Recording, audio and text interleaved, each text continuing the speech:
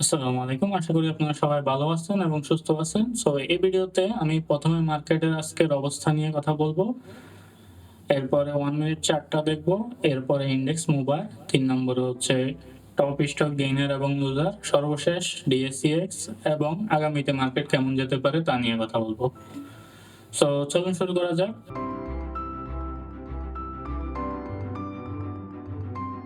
Market আজকে ৫৩৮০.০৮ এ থামছে, যেটা আপনার ৩৫ পয়েন্ট নেগেটিভ মুভমেন্ট দিয়েছে।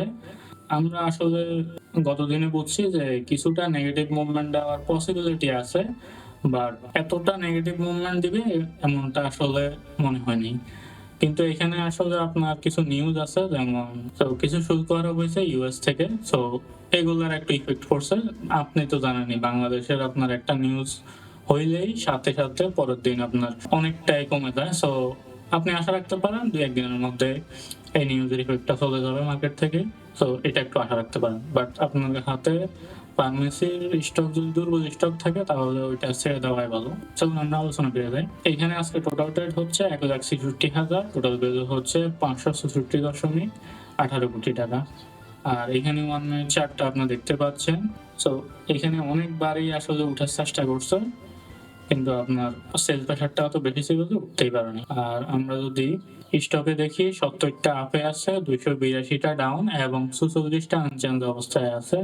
এটা একটা বড় নেগেটিভ পয়েন্ট। আর ট্রেড ভ্যালু যেটা দেখি, ট্রেড ভ্যালু আগে থেকে কমে গেছে। নেগেটিভ মার্কেটে ট্রেড ভ্যালু কমে গেছে, এটা ভালো আমাদের জন্য। বাট আমি যদি এখানে মার্কেটটা যদি এমন হতো যে নেগেটিভ হয়তোবা ১০ হইছে আর ট্রেড ভ্যালুটা বৃদ্ধি পেয়েছে, তাহলে অনেকটা ভালো হইতো। আজকে নিউজ সাথে মার্কেটের পূর্বের অবস্থা মিলে মার্কেটটা আসলে ডাউনের দিকে গেছে। সো এটা আমাদের মাথায় রাখতে হবে। আর top sector by trade value percentage wise যদি দেখি, ১৬.৯৪%, টেক্সটাইলে, ফার্মাসিউটিক্যাল এবং কেমিক্যাল ১৩.৫৮%। এখানে বাকিগুলো আপনি দেখতে পাচ্ছেন।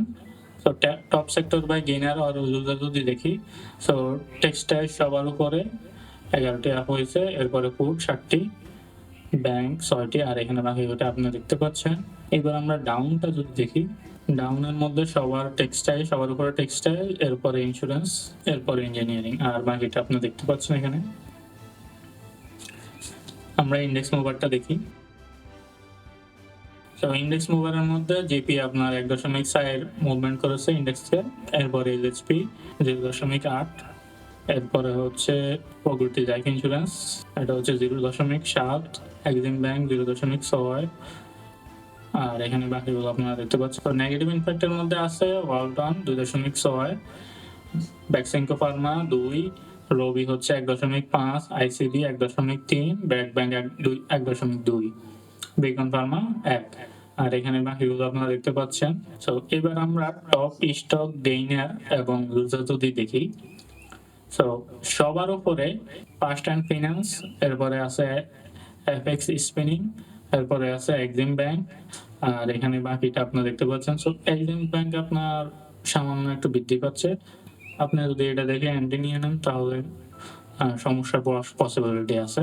লুজার যদি দেখেন, সবার উপরে আছে ইস্টার্ন সিমেন্ট ইন্ডাস্ট্রি, এরপরে আছে ইনটেক লিমিটেড, ৩ নম্বরে আছে মিথুন কেটিং, আর এখানে বাকিরা আপনি দেখতে পাচ্ছেন। এবার আমরা ডিএসইএক্স এ যাই।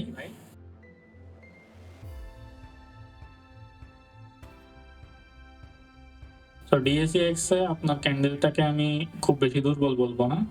এই টাইপের ক্যান্ডেল থেকে উপরে যায়। এখানে দেখেন, এই টাইপের ক্যান্ডেল থেকে আপনার পরের দিন ছোট একটা ক্যান্ডেল করে উপরে গেছে, আবার এখানেও সেম। এটাকে আসলে খুব একটা বেশি দুর্বল আমি ক্যান্ডেল বলতেছি না। আর এখানে ভলিউম যেটা আসছে নেগেটিভের কারণে নিচে নেমে গেছে, এটাও মোটামুটি স্বাভাবিক। এখানেও আপনারা দেখতে পাচ্ছেন নেগেটিভের কারণে নিচে নেমে গেছে, আর এখানেও আমরা সেম দৃষ্টিকোণটা দেখতে পাচ্ছি।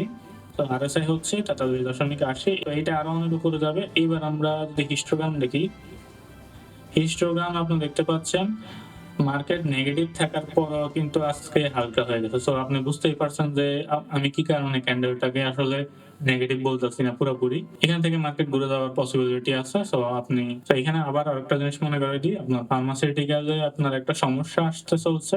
ফান্ডামেন্টালি ভালো স্টক না হলে আপনি ফার্মাসি স্টকে না থাকাই ভালো। আজ এই পর্যন্তই। ধন্যবাদ সবাইকে। আসসালামু আলাইকুম।